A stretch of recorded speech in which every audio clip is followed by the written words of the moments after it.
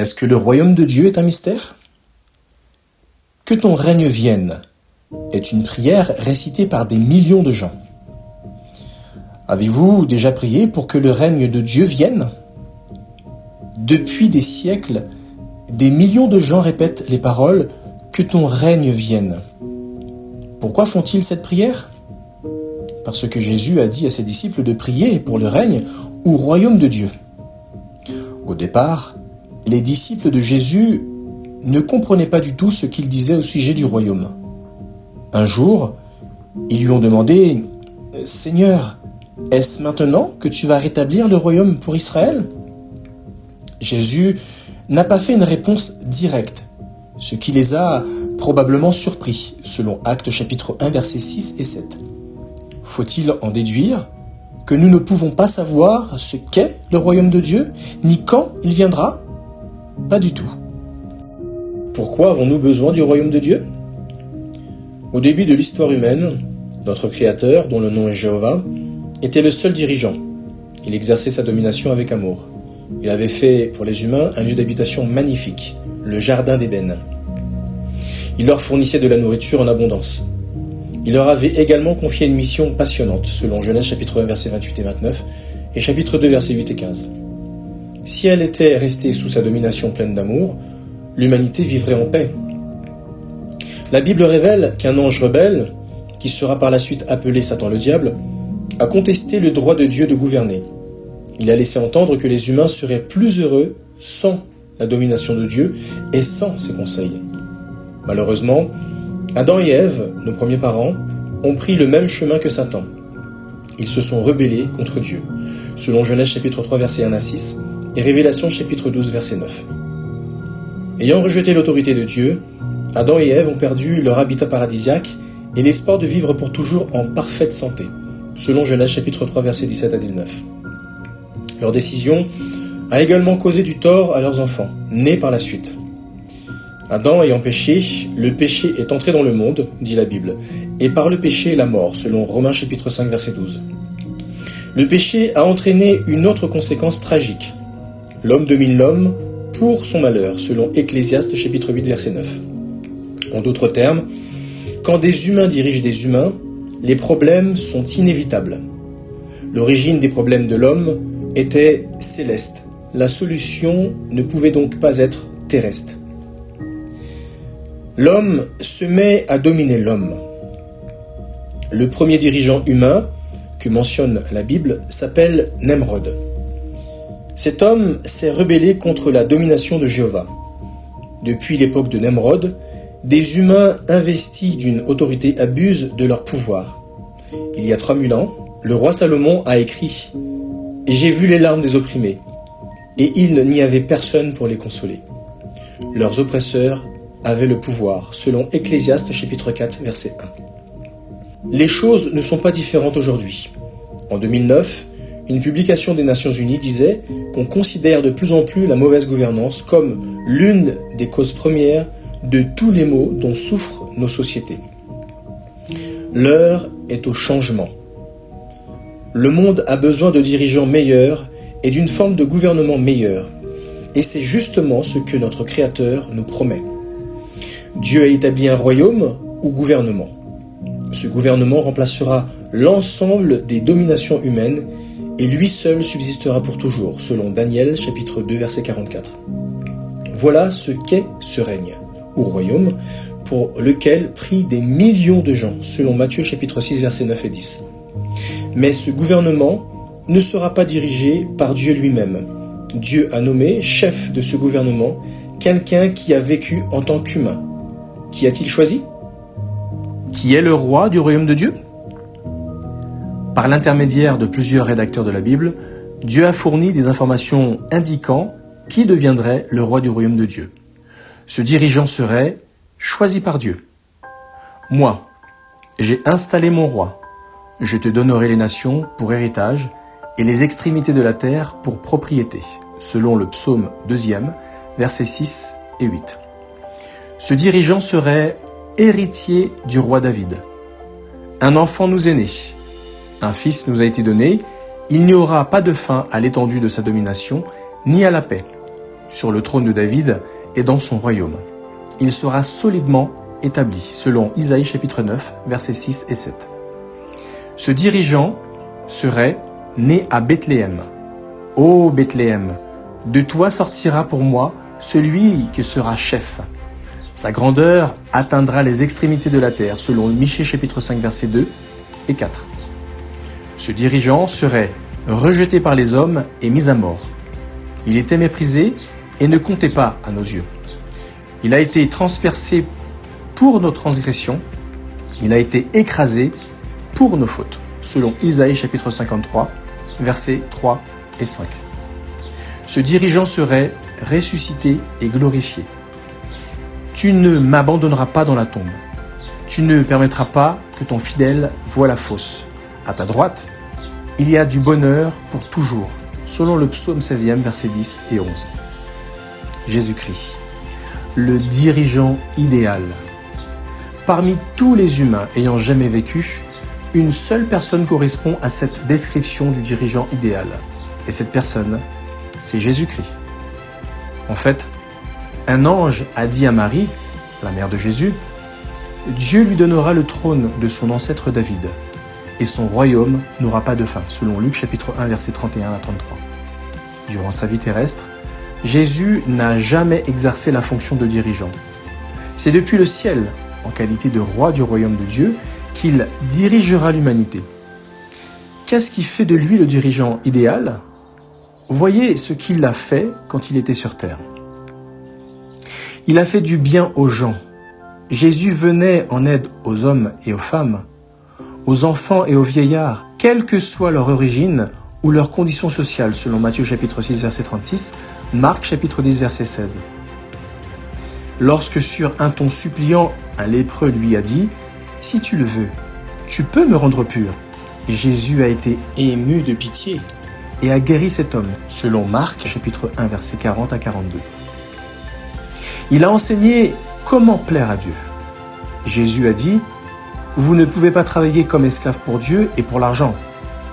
Il nous a également dit de traiter les autres comme nous aimerions que les autres nous traitent. Un principe qui sera appelé la règle d'or. Il a montré que Dieu n'est pas simplement attentif à ce que nous faisons, mais aussi à ce que nous pensons et ressentons.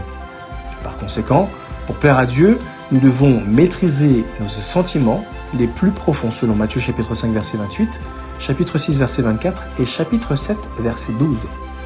De plus, il a clairement montré que pour trouver le vrai bonheur, il faut apprendre de quelle manière Dieu veut nous voir agir, puis agir de cette manière, selon Luc chapitre 11, verset 28.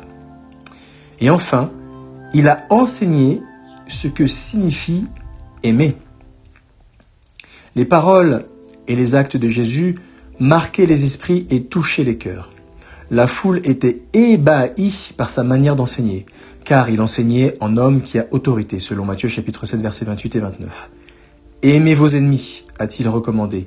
Il a même prié pour certains de ceux qui ont contribué à sa mise à mort. « Père, pardonne-leur, car ils ne savent pas ce qu'ils font », selon Matthieu chapitre 5, verset 44 et Luc chapitre 23, verset 34.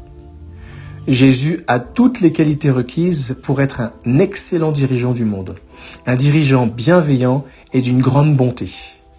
Mais quand commence-t-il à régner ? Quand le royaume de Dieu dirigera-t-il la terre ? Quelques fidèles disciples de Jésus ont voulu savoir quand le royaume de Dieu serait établi. Jésus a répondu qu'il ne saurait pas avec précision quand ce royaume dirigerait la terre, selon Actes chapitre 1, versets 6 et 7. Mais précédemment, il avait dit que lorsque ses disciples verraient un ensemble précis d'événements se produire en même temps, ils sauraient que le royaume de Dieu est proche, que l'époque où le royaume doit diriger le monde est arrivée, selon Luc chapitre 21, verset 31. Quels événements Jésus a-t-il annoncé ? Jésus a dit « Nation se dressera contre nation et royaume contre royaume. Il y aura de grands tremblements de terre et, dans un endroit après l'autre, des famines et des épidémies, selon Luc chapitre 21, versets 10 et 11. Tout comme des lignes forment une empreinte digitale, Ces événements réunis constitueraient un signe caractéristique. Et tout comme une empreinte digitale permet d'identifier une personne, ce signe permettrait de comprendre que le royaume de Dieu est proche. Voit-on de tels événements se produire en même temps et à l'échelle mondiale? Voyons quelques faits. 1. Des guerres. En 1914 a éclaté une guerre d'une ampleur jusqu'alors inégalée.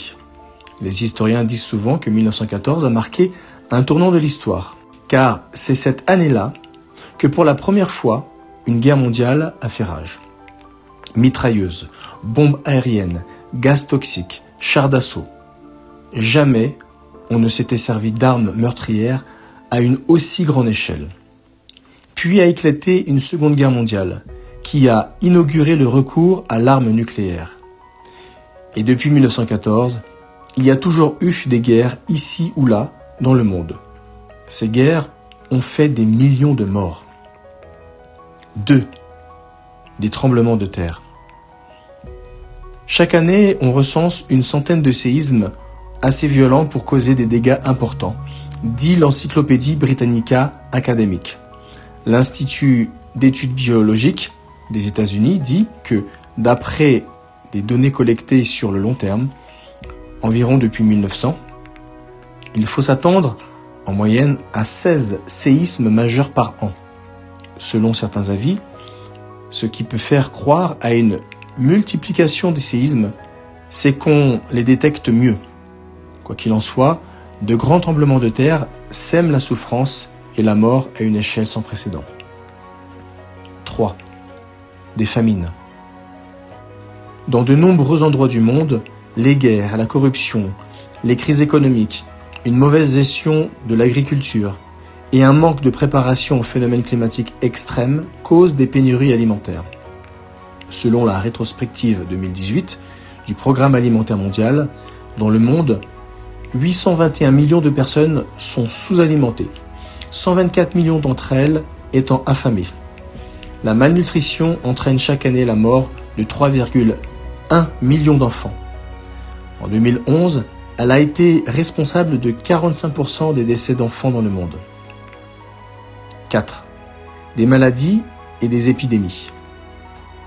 Une publication de l'Organisation mondiale de la santé déclare « Le 21e siècle est déjà marqué par des épidémies de grande ampleur. On assiste au retour de maladies anciennes, choléra, peste et fièvre jaune. Et à l'émergence de maladies nouvelles, SRAS, grippe pandémique, MERS, Ebola et Zika. Bien que la science et la médecine aient fait de nombreuses découvertes, elles ne parviennent pas à trouver de traitement contre toutes les maladies. 5. Une prédication mondiale. Attirant l'attention sur un autre élément du signe, Jésus a prédit « Cette bonne nouvelle du royaume sera prêchée sur toute la terre, en témoignage pour toutes les nations, et alors viendra la fin », selon Matthieu chapitre 24, verset 14. Tandis que de terribles problèmes accablent le monde, plus de 8 millions de personnes de toutes nations annoncent la bonne nouvelle du royaume de Dieu dans 240 pays et territoires et en plus de 1000 langues. Du jamais vu. Que faut-il en déduire? Les différents éléments du signe fourni par Jésus se produisent à notre époque. Pourquoi faut-il s'y intéresser? Parce que Jésus a dit « Quand vous verrez ces signes, quand vous verrez ces choses arriver, sachez que le royaume de Dieu est proche », selon Luc chapitre 21, verset 31. Le signe donné par Jésus, ainsi que la chronologie biblique, nous permettent de comprendre que Dieu a établi son royaume céleste en 1914. C'est à ce moment-là qu'il a fait roi son fils Jésus-Christ, selon le psaume 2e, versets 2, 4 et du verset 6 à 9. Bientôt, le royaume de Dieu va diriger le monde, éliminer toutes les dominations rivales et faire de la terre un paradis où les humains vivront éternellement. Dans peu de temps, vont se réaliser ces paroles de la prière modèle enseignées par Jésus. Que ton royaume vienne. Que ta volonté se fasse sur la terre, comme au ciel, selon Matthieu chapitre 6, verset 10. Mais qu'accomplit le royaume depuis son instauration? Et quel bel avenir connaîtrons-nous le jour où ce royaume dirigera l'humanité tout entière? Qu'accomplira le royaume de Dieu? Jésus a enseigné à ses disciples à prier pour la venue du royaume de Dieu. Il savait que les choses terribles qui se passent sur la terre ne sont pas voulues par Dieu et que le royaume serait le seul gouvernement capable de régler ces problèmes. Qu'accomplira le royaume de Dieu? Ce que le royaume de Dieu a déjà fait. Nous avons détaillé le signe annoncé par Jésus. Ce signe est la preuve visible que le royaume de Dieu, dirigé par Jésus-Christ, a été établi au ciel. La Bible dit que, lorsque Jésus a pris ses fonctions de roi, il a chassé du ciel Satan et ses démons. Depuis, leur champ d'action est limité à la terre. C'est une des raisons pour lesquelles, depuis 1914, les choses se dégradent autant, selon Révélation chapitre 12, versets 7 et 9. Bien que les conditions mondiales se dégradent, Jésus, dans sa fonction de roi du royaume de Dieu, agit pour le bien des humains.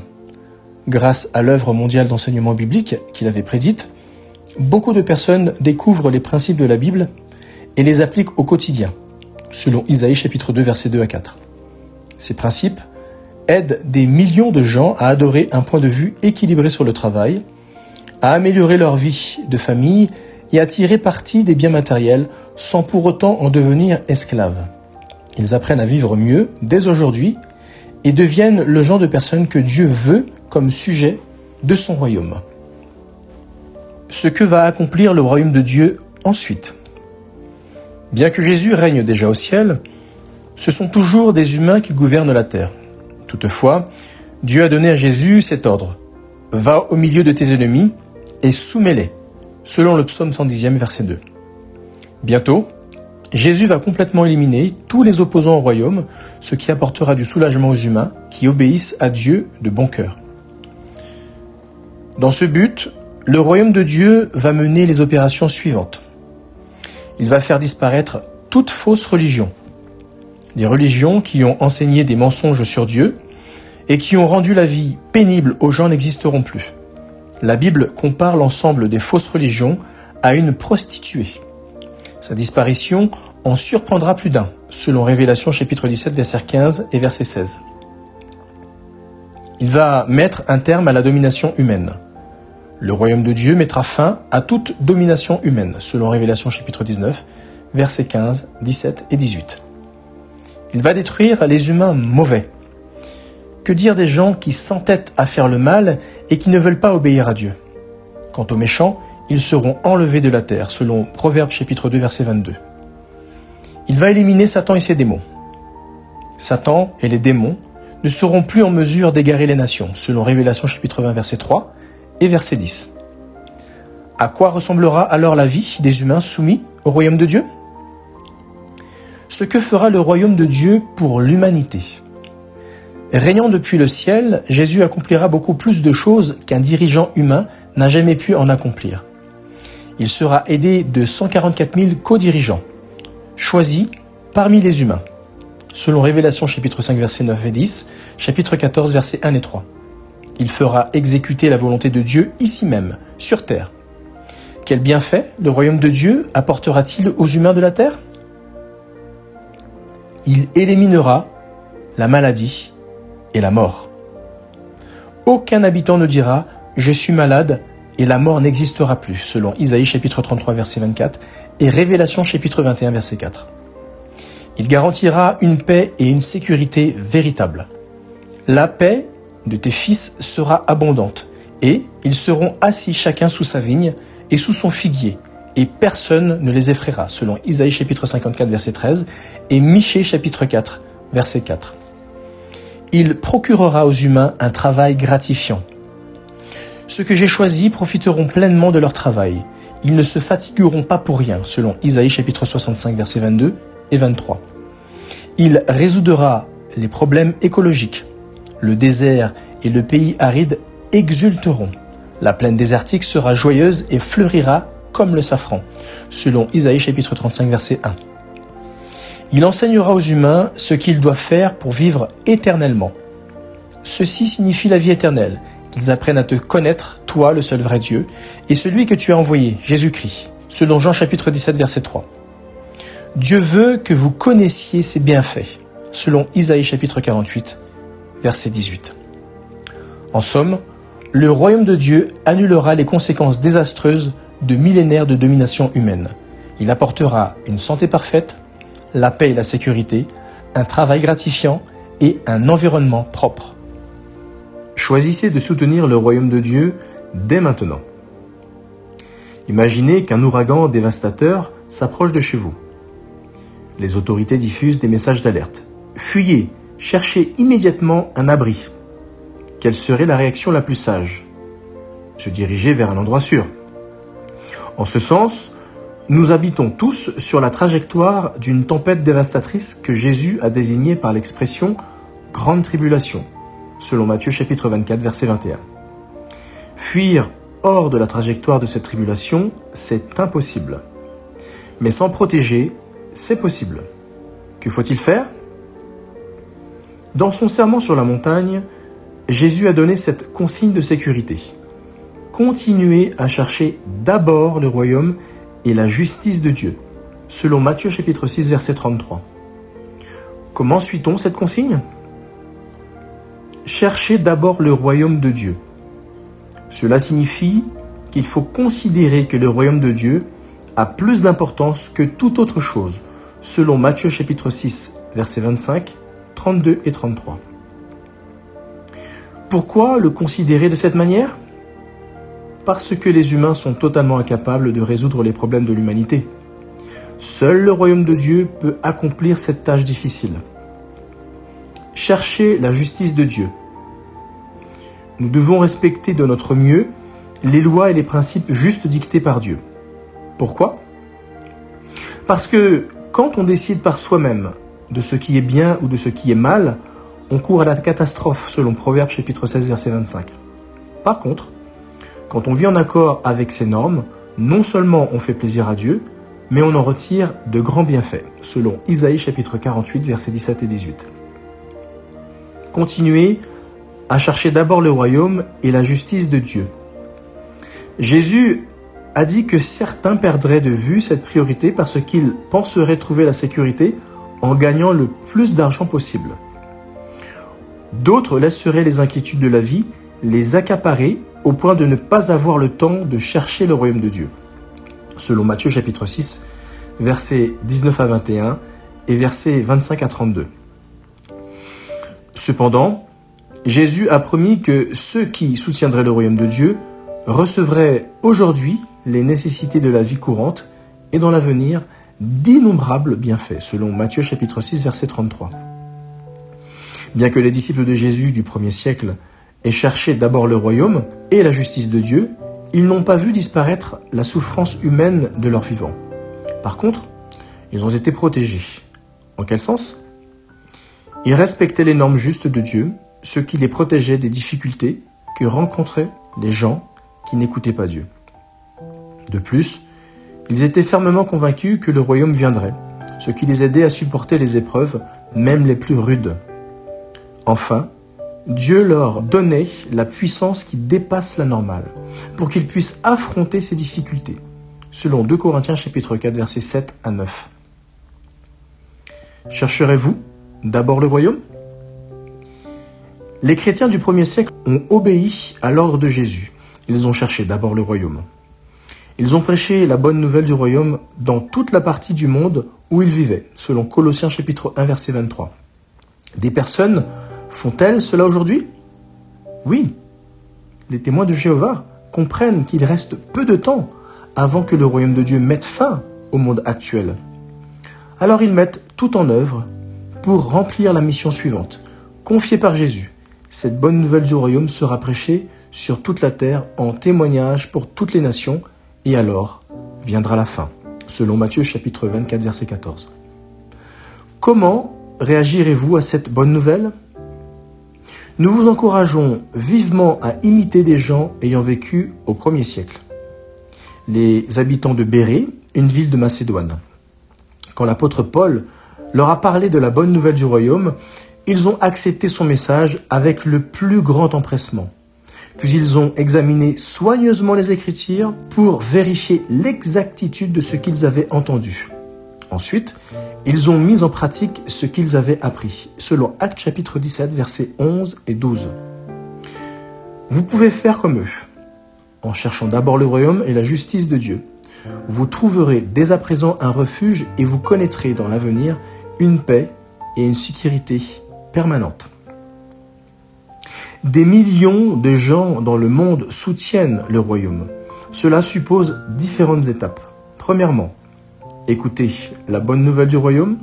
Deuxièmement, examinez soigneusement les Écritures.